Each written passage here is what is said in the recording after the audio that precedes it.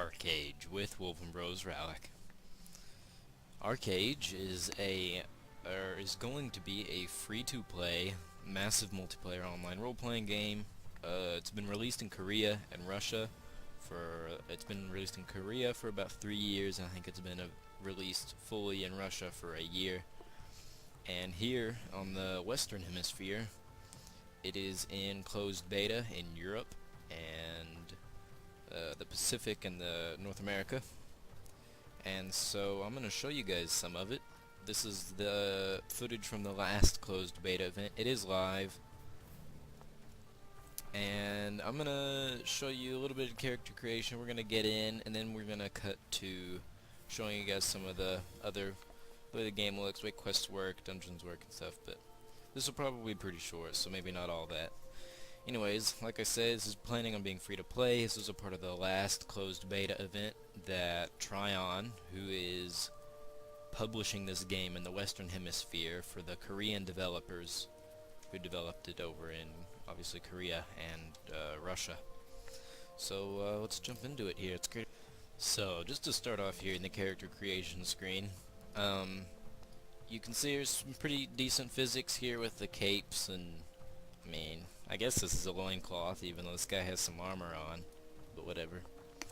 And the graphics in this game are pretty nice. I'd say it's probably on par with every other MMO today, except for Elder Scrolls Online, because Elder Scrolls Online's graphics were amazing. But this is probably second best, so pretty good if that's like all you're about is eye candy. So here we have the Nuians. These are your go-to humans. They're your normal basic dudes. So their motto, I guess, here is, "We fear no death." And the reason why is this kind of ties in with some of their lore and stuff. The lore in this game is pretty good between all the 4 races that you have here. The 4 races, there's 2 different factions, 2 races for each faction, and there will be other races in the future, but as of right now, 2 to each faction is all that is needed, or all that is going to have at launch. So here, for the Nuians, again, we fear no death, so a lot of their passives one of their passives, and a lot of their lore has to do with them being able to, whenever they get resurrected, have buffed stats. So, example, here you go, buff. Nui's Blessing, this is a passive they have, this is their racial passive. Favored by the goddess of hereafter, Nuians receive extra benefits from visiting her realm. Doubling the time their stats are increased after being resurrected. And then this one is pretty nice. Warrior Architects. Frequent rebellions and civil wars have led the Nuians to become quick builders, reducing construction time for houses and castles by 30%. It's not too big a deal, but it is nice. A lot of these passes for all the races are... One of them is going to be a pretty cool passive that's relatively unique and most of the time are often very useful. The other one, it's not so much, and sometimes it's a really small increase, 30%. This isn't really that big a deal because you still have to, to build, example, a castle, it's still going to require you the same amount of materials, except the thing is you're just not going to take as long whenever you're building it, so not that big a deal. Next are elves. So Nuians and elves are in the same faction. The blood of life is honor, and the blood of death the same. So they're kind of like, not really traditional elves, in a sense, and a lot of the time they're portrayed as pretty peaceful people, very artsy, and they are in here, only in the sense that they've secluded themselves just to avoid the other races. They're considered the most beautiful race, but I doubt any of you care about that. I mean, this guy looks pretty beautiful, but I wouldn't go out with him. He looks kind of like a brat, really. Whatever. So their buff is endurance training. Trained for combat from the day they can walk. Elves possess increased physical ability. The stamina allows them to hold their breath underwater for an extra 20 seconds. That is actually a pretty big deal. You'd be surprised how big a deal that is, considering the amount of land between the 2 continents, which these 4 races are on, is pretty vast, and the only way to get across that is to sail yourself via making a boat or, or constructing one, which takes time and money and materials, and you can have people kill you when you're on the seas, or you could get pulled out of your boat by the Kraken or a giant jellyfish or something, any of the above, and so you could drown in the ocean if you're not careful. Their other passive is Lithe Flow. The decades spent around Gwynedd Lake make most elves talented swimmers, increasing their swimming speed by plus 5%. Again, one decently big bonus and one not really that big a deal bonus, but swimming speed by 5%, you will possibly do lots of swimming in this game. Depends on whether you're going to be trading a lot. So these two are part of the Nuian alliance here, and the other two races are the Firin, which are cat-like people. They're very nomadic people, very warlike, and you know, lots of honor and stuff like that. So their motto here: claw to earth, blood to water, fang to wind, fur to fire. It also says right here, little description, their buff is cat-like reflexes. The Firin's quick reflexes allow them to twist their bodies as they fall and land more nimbly, decreasing fall damage by 20%. And strong claws, Firin's long, non-retractable claws allows them to climb trees and ladders 30% faster. So that one's pretty cool because there's lots of jumping around and stuff you can do in this game, and decreasing your fall damage is pretty good. Strong claws, not that big a deal if you're trying to climb against an elf or a Nuian, trying to outclimb them up vines or whatever. I mean, you don't really notice the difference. You will go faster than them, but it takes you a while. Next is the Harani. This is a Korean game, so there's gonna be some anime features. You can kind of see with the art style of things and the way things look. It's very anime-esque. So Harani, these are pretty tough little dudes. We may bend, but we do not break. Again, tough little dudes, pretty cool. The special thing with these guys is they're really good at crafting. In game as a character, they're really good crafters. So their first buff here, Portal Mastery. The far-flung Harani Empire has forced its people to master the use of portals for quick travel, reducing the cast time and cooldown on their recall ability by 30%. So portals are a pretty big deal in this game. There's lots of things that you can do with portals and summoning things for you and your friends to go through or anything. So that's a pretty cool one. And then their other one is Settling the Jungles of Mahadevi taught the Harani to be more efficient in their labor, reducing the time required for logging trees and gathering herbs by 10%. So again, that is a pretty cool one. I could see that being a big deal, especially if you're having to out-farm someone. So like you guys get to this plant at the same time, you will just harvest it faster than them. So even if they get ahead of you by a split second, you will still get the plant. So pretty cool. 4 races again. There's going to be dwarves added in the future. I don't know which race they're going to be added to. And yeah. So let's see. I want to make. You know what? I'm gonna make. Let's make a Firin Hunter here. I'll just take you guys through some of the stuff here and explain some things. So let's go to appearance. Lots of customizable features in this game for face, hair, color, and there's war paints, skin colors. It's really cool, and each race kind of has its own theme to it, and it's really unique, the customizable features. So we're gonna skip this. We're gonna go with whatever here. Let's get some red hair. No. That looks pretty good. Okay, so now here, instead of having classes in this game, there are technically classes, but you have to discover them yourself.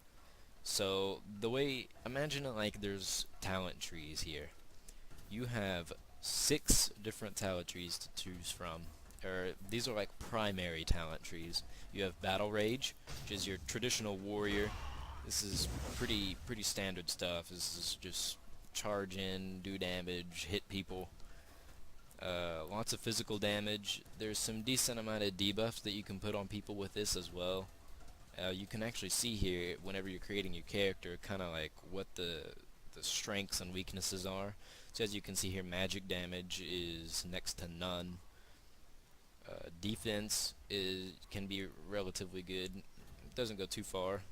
Buffs are pretty good. Again, buffs and debuffs are a bonus to Battle Rage, and then physical damage is up there. Now, it doesn't go up as far, but this class has a lot of combo potential, and all of these have a lot of combo potential, and that's how you really get up on your DPS charts and doing lots of damage in this game, because every ability can combo with something.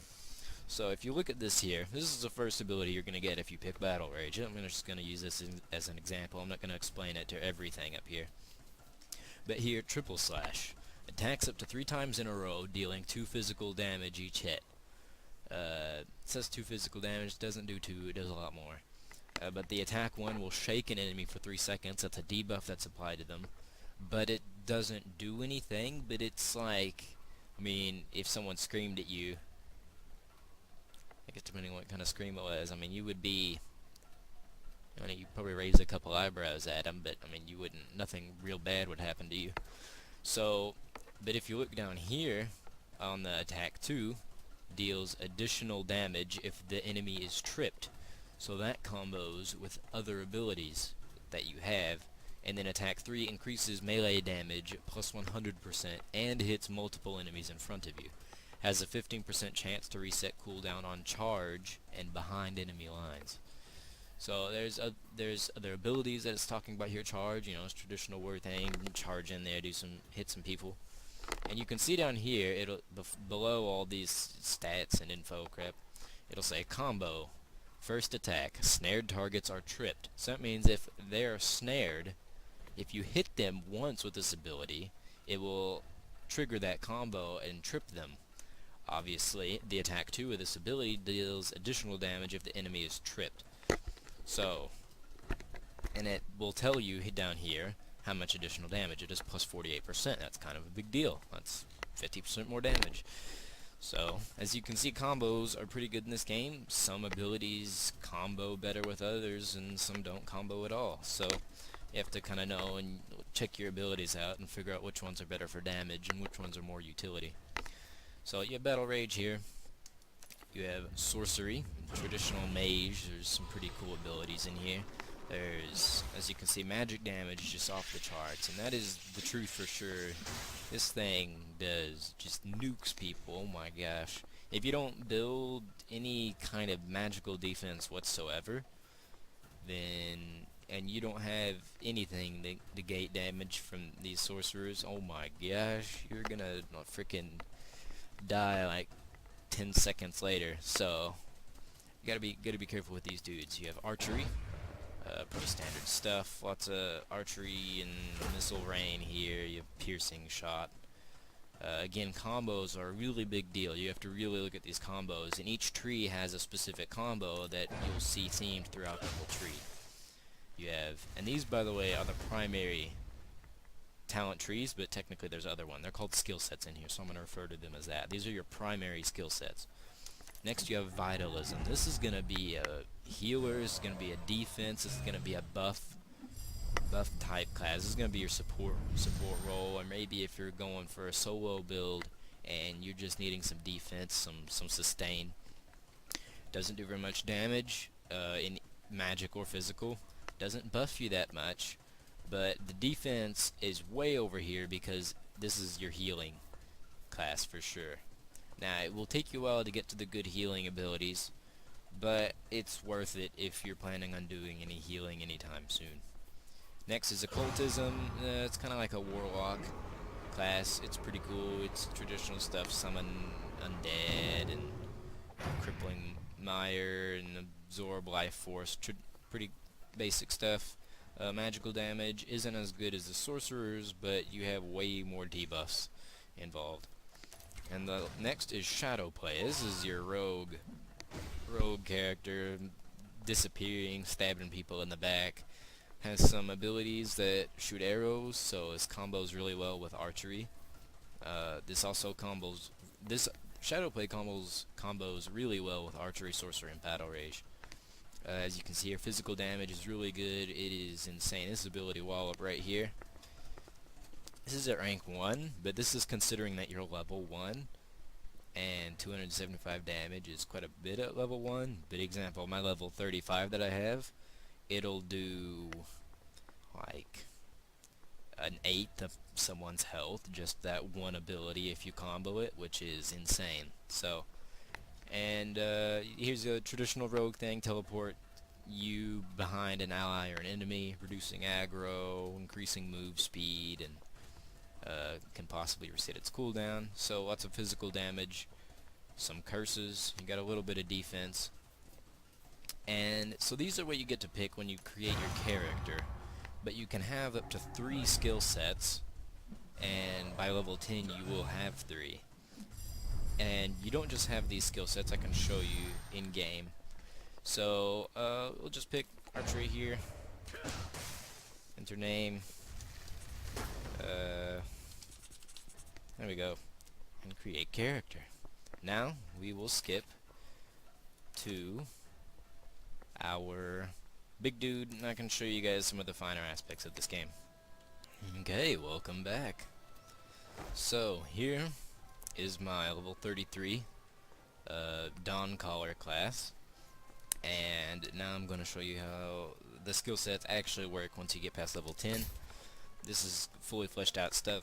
So here you can get up to 3 skill sets here, as you can see. On this character, I have had battle rage since I started this character, and I've kind of switched over time, switching between different skill sets, trying to figure out what will work. I went for a tanky build, and so here you can see some things that you didn't get to see in the class creation or character creation screen. You get to see songcraft and defense. Now these aren't the only ones, and I need to go find a dude where I can change or retrain a different skill set or switch one out. So we're gonna go do that. Let's minimize this, get some clutter out of here. One thing I think that could be changed is the minimap is a little big, which is kind of annoying, but it is see-through, so it's not that big a deal. It's kind of cool. I guess it's a unique map. Now, this is the mount you have. First mount you get, I think it's level 7 or 8. And you literally grow it. This game is huge on growing things, farming, crafting. Like some of the best armor in the game's crafting. In order to get animals like these, you have to. I mean, you can't go out and like tame them or anything. You have to grow them from a pup up to a magnificent beast. And also another thing that's in the game. Oh no, got some ping issues. There's lots of people that have been on the server and I got some internet issues going on. But here you have a glider. You get these for yeah, there's some ping issues going on.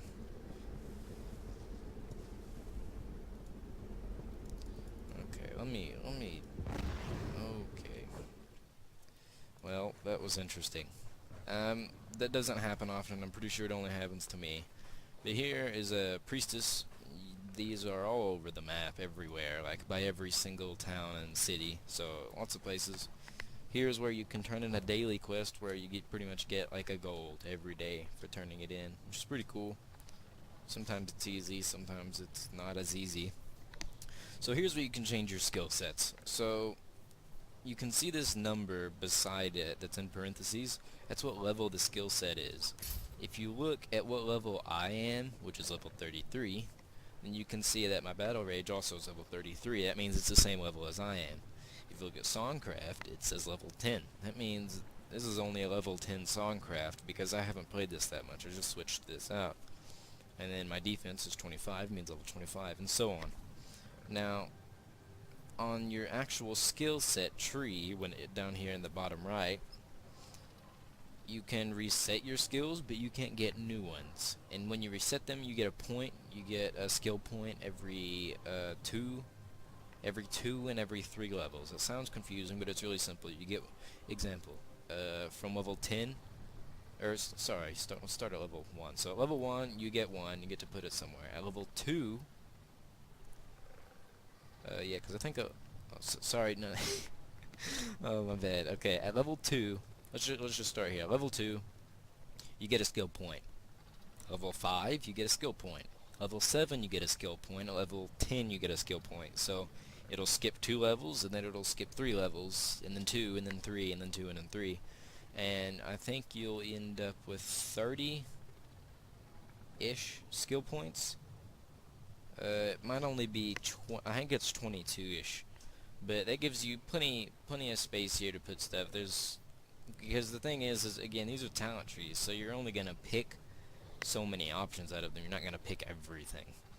In some games you may pick everything, and in this one you definitely can, but some of these abilities don't combo the same as these others, so you don't necessarily want them for a certain build. Anyways, so let's get out of this. So here, if we want to change what I was using before as Battle Rage, you would click on the one you want to change, and you click on the new one that you want. So we can change this here to Shadow Play. Click change skill. It'll cost you a little bit. The cost will go up each time, I'm pretty sure. I think it caps out eventually. Or I think it might be based off your level. Either way, it costs you money to change it. You can't change it freely. And when you switch, you will confirm. And each combination of skills has a class name. So they've gone through and named all 120 different combinations.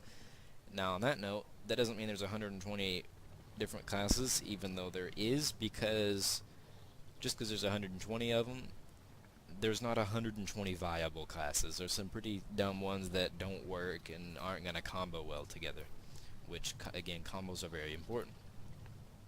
So, or getting something like an all support, like defense, songcraft, which is using an instrument, and buffing, and like vitalism or something. I don't know if that's a thing. I don't know what class it makes. But there's still probably 70 or 80 viable class options for you to pick, which is a lot. So yeah, it's pretty easy, and you get skill points, and you can spend them. You don't stack. If you see these numbers here, beside the ability, that's not how many skill points I've put into it. That is the amount. That's the rank of it. So it'll rank up by you using it and leveling up and things like that. And the higher rank it is, the more damage it does, the better it is. So ranking it up's good. And to spin one, obviously just click on it. It'll ask you real quick if you want to spin this point. Are you sure? And yeah, so that's skill sets. And now I will show you the map here.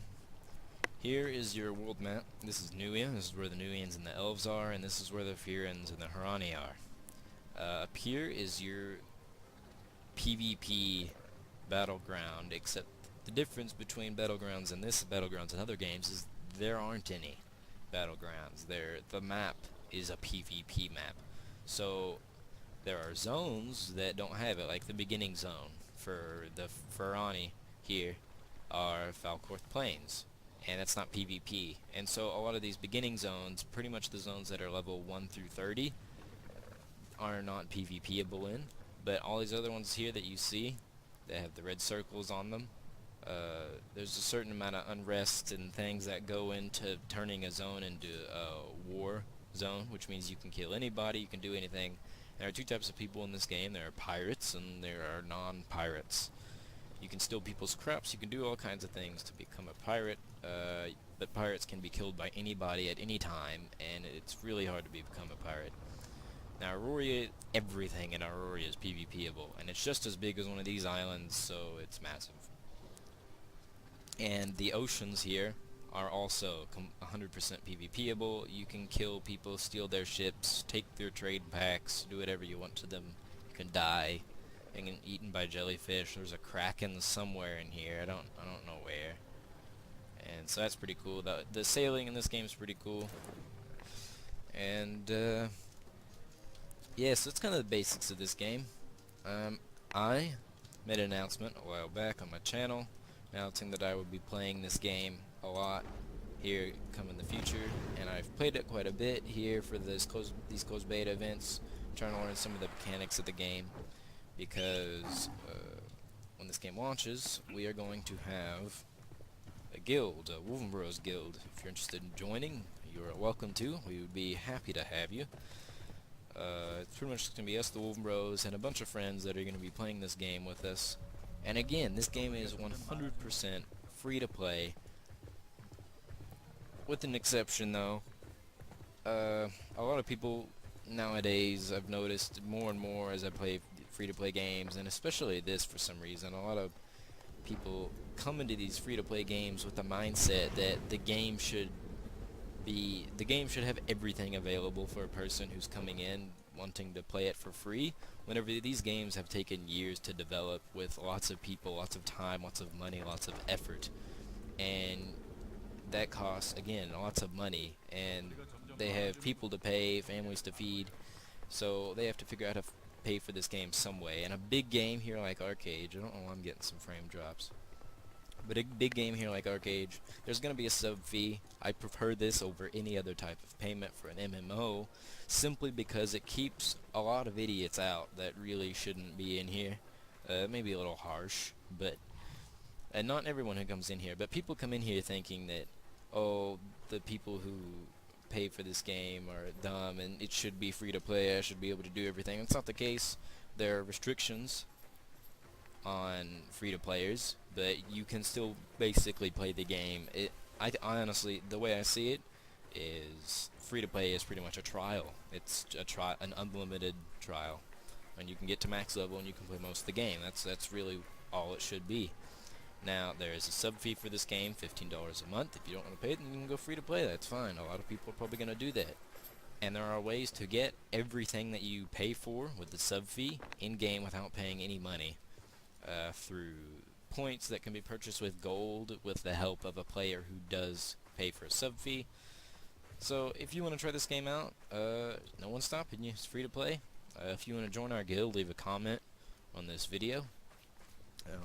Also, I need someone to comment and tell me what they want me to play. I'll be uploading some World of Tanks here soon, because I've been doing some clan battles with the clan I'm in, World of Tanks, so I might narrate that or just do some side commentary or something. We'll see. But yeah, I hope you guys enjoyed this video. I hope you guys enjoy Archeage if you get into it. Again, you're welcome to join our guild. And yeah, this has been wooohoo Rallic playing Archeage. Over and out.